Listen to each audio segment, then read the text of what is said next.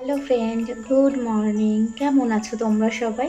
আমি ভালো আছি। ইন্দ্রাণী লাইফস্টাইল চ্যানেলের আরেকটি নতুন ভিডিওতে তোমাদের সকলকে স্বাগত আর অনেক অনেক ভালোবাসা।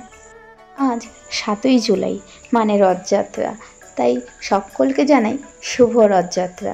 সকলে অনেক অনেক অনেক আনন্দ করো। আর যাদের বাড়ির কাছে রথযাত্রা উপলক্ষে মেলা বসে তারা সকলে মেলায় গিয়ে আরও আরও বেশি আনন্দ করো। আমরা যেখানে থাকি এখানে রথযাত্রা উপলক্ষে বলে বেশ বড় করেই মেলা বসে। পাশেই একটা ছোট জগন্নাথ মন্দির আছে। সেই জগন্নাথ মন্দিরেই জগন্নাথ দেবের পুজো উপলক্ষে আজকে মেলা বসবে। অনেক দিন ধরেই খেয়াল করছিলাম বেশ ভালোই দোকানপাট বসেছে জানেন।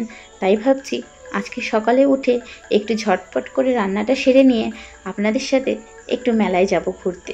আজকে চেষ্টা করছি ঝটপট করে যাতে রান্নাটা সেরে নেওয়া যায়। এদিকে একটা রুটি ছিল, সেটাকে হালকা একটু গরম করে নিচ্ছি চা দিয়ে খাবো বলে। আপনাদের সাথে আজকে একটা চিচিঙ্গা দিয়ে বেশ দারুণ মজার একটা রেসিপি আপনাদের সাথে শেয়ার করব। যাই হোক, চাটা খেয়ে আসি। ততক্ষণে আমি ভাতটাও বসিয়ে দিয়ে গেছিলাম, ভাতটা প্রায় ফুটতে শুরু করেছে। এদিকে চিচিঙ্গা ভাজাটা চা খেয়ে এসে আমি বসিয়ে দিয়েছি।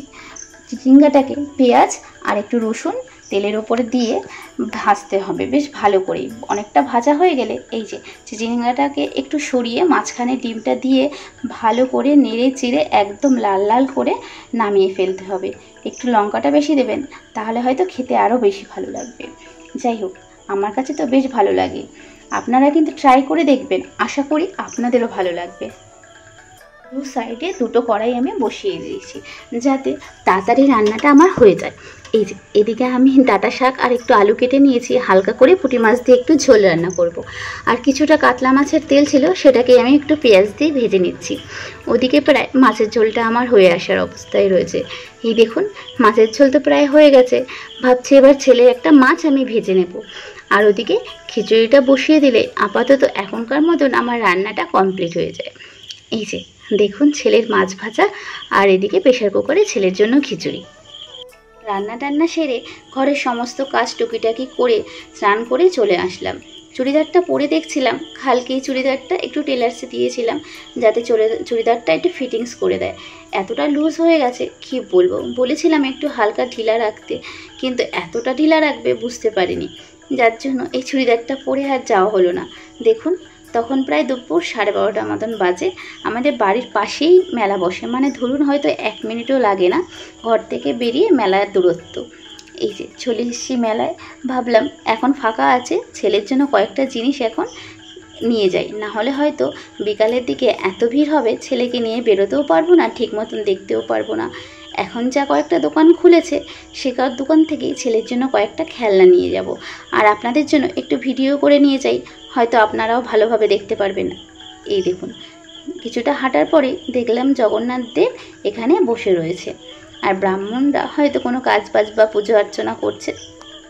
জানেন, এই যে গ্রামের মেলা আমার এই প্রথমবার দেখা, বেশ ভালো লাগছে। রাস্তার ধার দিয়ে দেখুন কত দোকানপাট বসেছে, বেশ মনোরম দৃশ্য। জানেন, সমস্ত কিছু কিন্তু এখানে পাওয়া যায়, খেলনা থেকে শুরু করে আরও যা যা লাগবে। এতটা রোদ্দুর যে সবটা আপনাদেরকে ঘুরিয়ে দেখাতে পারিনি। এই মেলাটা আরও একটা সপ্তাহ এখানে থাকবে, চেষ্টা করব আপনাদের আরও ভালোভাবে দেখানোর। এই যে এদিকে আমার ছেলে দেখুন চশমা পরে পুরো হিরো সেজে বসে রয়েছে। এই যে বলছিলাম, দা কাঁচি প্রায় সমস্ত রকমই সংসারের জিনিস এখানে পাওয়া যায়। মিষ্টির দোকানগুলোতে মিষ্টি ভাজা প্রায় শুরু করে দিয়েছে। আর এখানে দেখুন অনেক পাখি এখানে আছে। জানেন, আমরা সমস্ত পাখি আপনাদের দেখাতে পারিনি, কারণ সেই পাখিগুলোকে সবে রেডি করা হচ্ছিল। ওই জন্য ভাবলাম খালি খালি ওনাদের ডিস্টার্ব করে কোনো লাভ নেই, আপনাদের আমি পরে দেখাবো। অনেক রকমের এবং অনেক ধরনের পাখি এখানে বসবে।